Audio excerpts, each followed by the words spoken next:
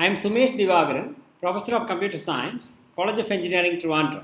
I welcome you to my course CS 301 Theory of Computation, which is a core course included in the 5th semester BTech Computer Science curriculum of APJ Abdul Kalam Technological University. With this, let me start the first part of the overview lecture on theory of computation. In this lecture, first we will see why a computer science student should learn theory of computation. And after that we will see the different topics that we are going to discuss in this course.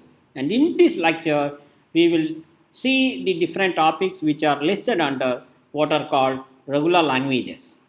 And the course is all about automata and their applications in computer science. So let us start with different kinds of automata. So what is a finite state automata? So the first automata that we will learn is called a finite state automata. And what is it? Structurally, a finite state automata can be represented like this, and the structural components are a control unit, a finite length tape to store the input string, and a read head to read input symbols from the tape. Okay, for example, consider a finite state automata which is represented as this graph. A finite state automata can be represented using a graph, that is nodes and edges. And in this finite state automata, what is the control unit? The control unit is just these two states. Okay, so for any finite state automata, the control unit is nothing but a finite set of states. In this example, only two states, Q and P. And here the state Q is called the start state of the automaton, and is represented by this little arrow which is not originating at any other state. And this double circled node represents that the state P is a final state in the automaton. So what are these initial and final state? Let us consider what this automaton will do on a given input. Okay, suppose this automaton is given this input string in the input tape. The automaton starts its execution in the start state. So that is why the name is start state. So you begin in the start state and you want to read the first symbol. And the first symbol is A, and this is a special end marker called the left end marker. And the first symbol is what is called this small a. Okay, the first symbol is A. And this automaton tells you that you have to move along the edge represented by A. Okay, so if you read this symbol, you move along this edge and you will end up in the state P. Okay, so you finish reading A. So what is the next symbol? Next symbol is again A. So what do? You do the same. You look at the edge or transition for A and move along that. That's it. That's what you do. So you are coming back to Q. Okay, so to read a symbol, what you do is you look at that symbol, and depending on the transition in the diagram, you just move along that transition. That is what you do. Okay, just consider one more symbol. What is the next symbol? It's B, and you are here. So what you do? Exactly. You move along the self loop and come back to Q again. Okay, so that's what a finite state automata will do. Given an input string, the finite state automaton begins its execution in the start state, and according to each symbol, it makes a move as defined by the edges in the graph, and finally it finishes reading the input. Then what is the final state? When you finish reading the input, in this case after reading the last symbol which is an A, suppose you finished in this state, this is a final state. That means the input string is accepted by the automaton. And suppose you finished in a state which is non-final like this, then you reject it. So that is acceptance and rejectance. and which is defined by the set of final states. Okay, in this case only one final state. So if the reading finishes in a final state, you accept the string, otherwise you reject the string. So that is how a string is processed. Okay, now let us move on to push down automata. In the case of a push down automata, structurally it is a finite state automata augmented with one more component, which is what is called an intermediate storage. So in the case of a finite state automata, there is no intermediate storage, and this tape you cannot write, only you can read. So you cannot use intermediate storage in the case of finite state automata. So its power is very restricted. To increase the power, you can add an intermediate storage, and when you add a stack, first last in first out data structure is a stack, and with as an intermediate storage, then the resulting machine is what is called a push down automata. Okay, and the third kind of automata that I am listing here is called a Turing machine. And what is a Turing machine?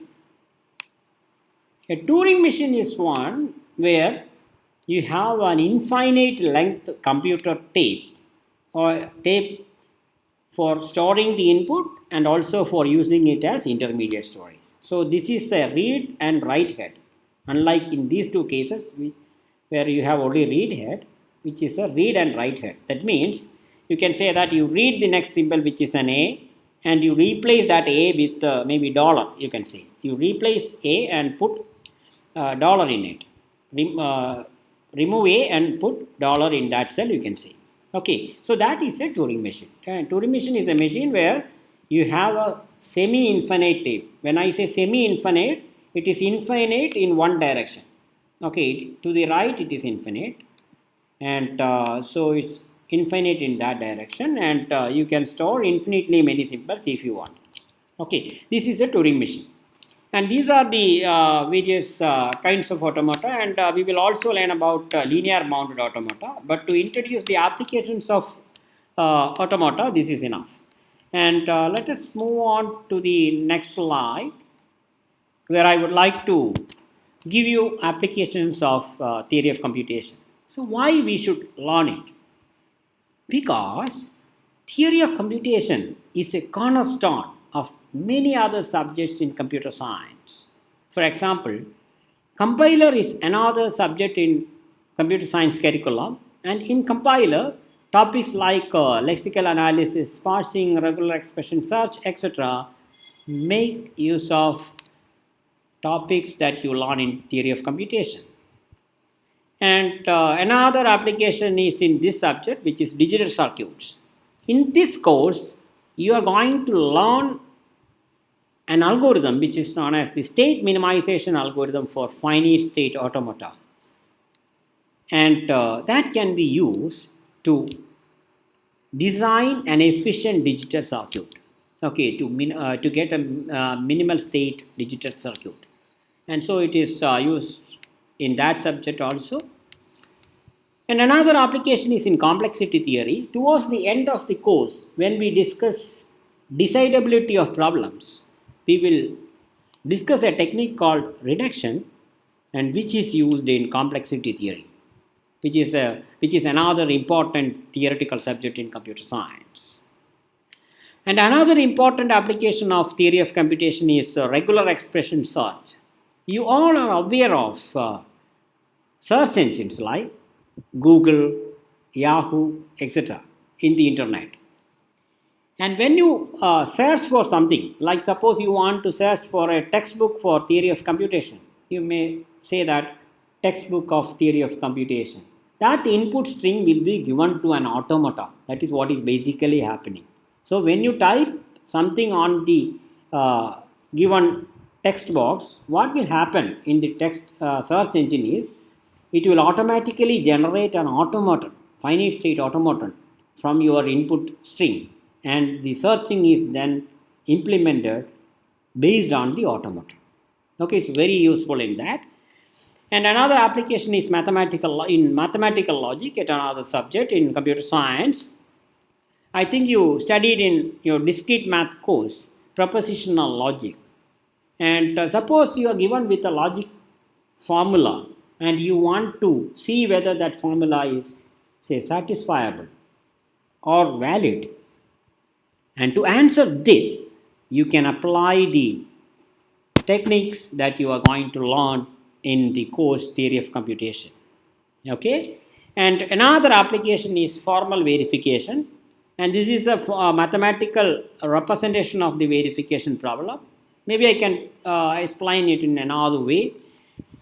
Suppose you are given with a program to check whether a number is prime or not.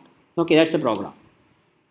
And given that program and a property may be like, say, if you give a composite number, the program should say it is non-prime. This is a desirable property, right? Given a number, you should say, the program should say whether it is prime or not. If that is the case, then if you give a composite number like 15, then you should the program should say non-prime. This is a property, right? So given the program and this property, the problem of automatically proving that the program satisfies the property is known as formal verification. Okay, so how will you do that? You can see that automata can represent a program. So what kind of a program? If you consider the class of programs without dynamic memory allocation and without procedure calls, then such class of programs can be represented by the class of finite state automata. Okay, and these are very restricted kind of programs because you are not allowed to have dynamic memory allocation or procedural calls. And so if you allow procedure calls but not dynamic memory allocation, then such class of programs can be represented or modeled by the class of put down automata. Okay, and if you remove that restriction too, that is, suppose you allow even dynamic memory allocation, then everything is allowed. This is what is called a generic or general program, and a general program can be modeled using Turing machines. Okay, and another example is counter machine, which is a restricted kind of Turing machine which can model the set of all programs with integer variables. Now the question is, why one should need automata model for a program? Is why the answer is, an automata model or any model can be analyzed to argue about various properties of the program represented by it. For example, if you are given a program and a property, you want to automatically prove that the given program satisfies the given property, then you can use the techniques which are already available there about automata to prove the properties of the program. What you want to do is, first you model the program as an automata, then you apply the non-results of automata theory to argue about the correctness of the program represented by an automata. Okay, that is formal verification. And another application is model checking. So what is model checking? Model checking is very similar to formal verification. Here, actually, what is given is a model. For example, suppose you are given with a traffic signaling system. So we all are familiar with traffic signaling system and a property. And the property is that if a driver approaches a traffic junction and the driver is getting a red signal, then the property is that the driver will definitely get a green signal in future. Maybe you can say within some time. So this is a very desirable property about any traffic signaling system.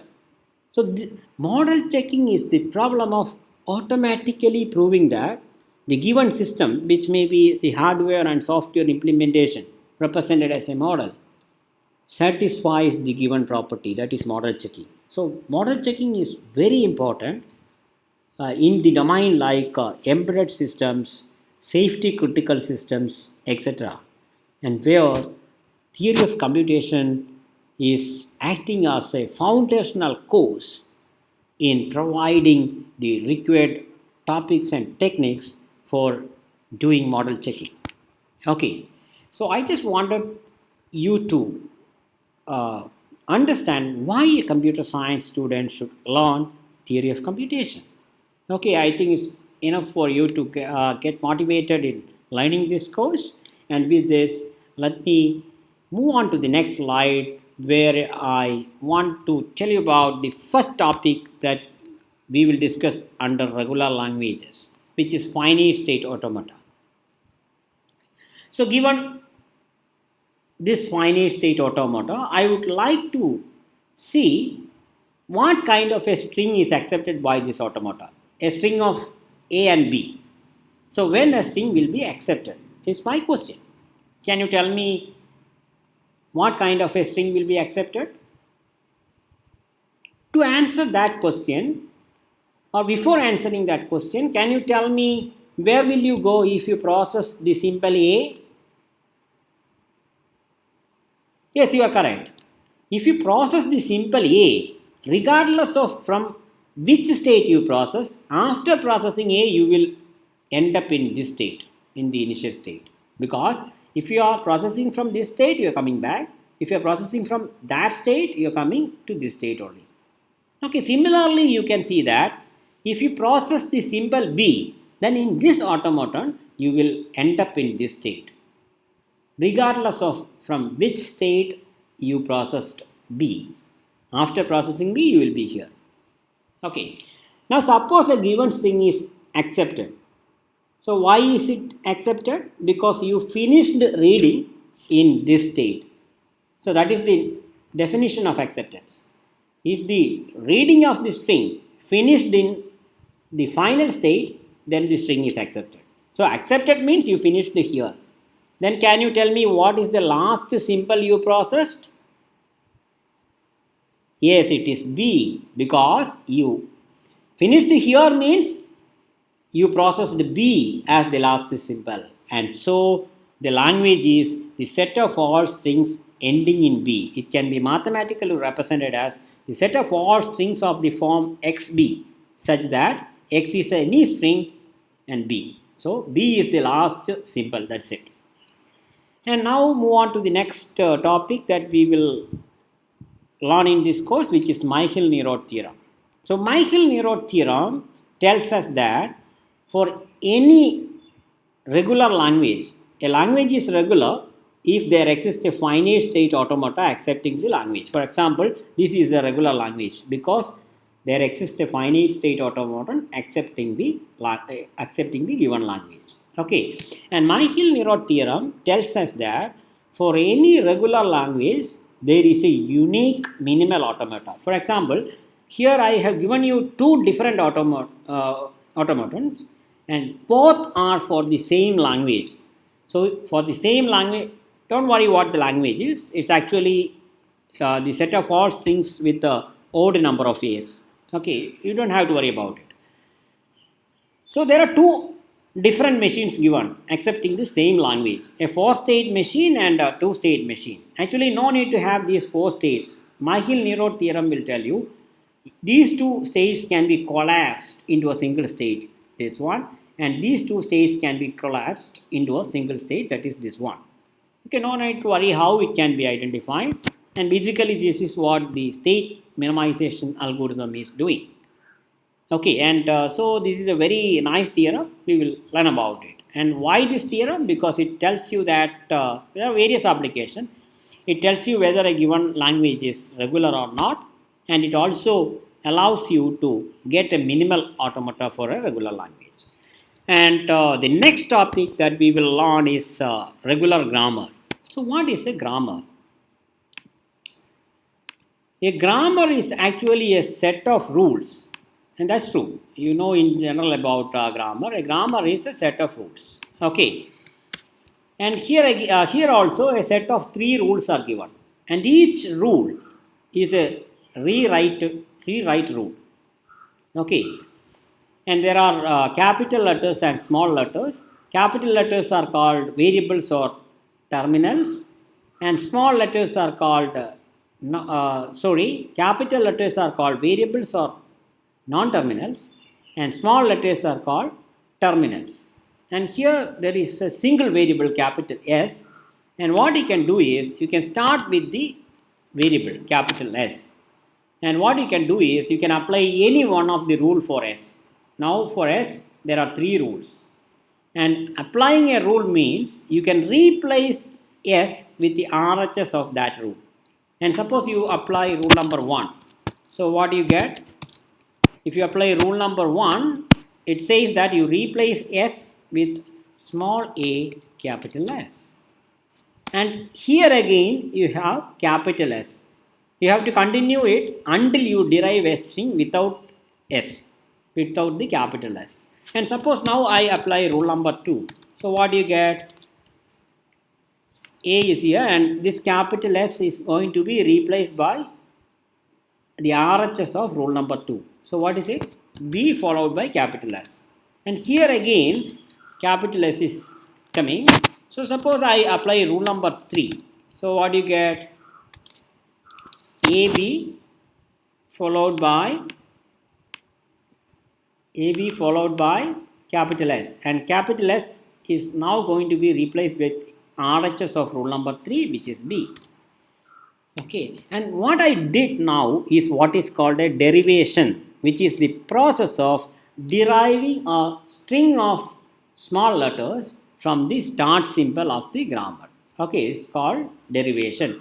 Another example derivation is this, where I start with the capital simple capital S, and I apply rule number 3. If I apply rule number 3, we know that we will get a string of small letters, which is just one letter in one step. So I derived ABB and I derived B. Now an interesting question about a grammar is, which are the set of symbols or set of strings generated by this grammar? And we will learn about regular grammar in detail, and you can verify that this grammar generates exactly the same language as the previous finite state automaton, that is the set of all strings ending in B. And in this course we will study a theorem which tells you that for every finite state automata there exists a regular grammar, and for every regular grammar there exists a finite state automata. That is true. Okay, so this is regular grammar, and the next topic that we will learn from regular language part is pumping lemma. Pumping lemma is a theorem or argument which can be used to prove that certain languages are non-regular. For example, consider this language, the set of all strings said that a string is n number of A's followed by n number of B's, where n can be greater than or equal to 0. For example, AB is a string, A followed by B. A square, B square is a string, 2 A's followed by 2 B's, etc. And this is a very interesting language, and using pumping lemma you can prove that this is a non-regular language. That means you cannot design a finite state automata or a regular grammar for generating this language. And with this, I am finishing the first part of the overview lecture, and thank you for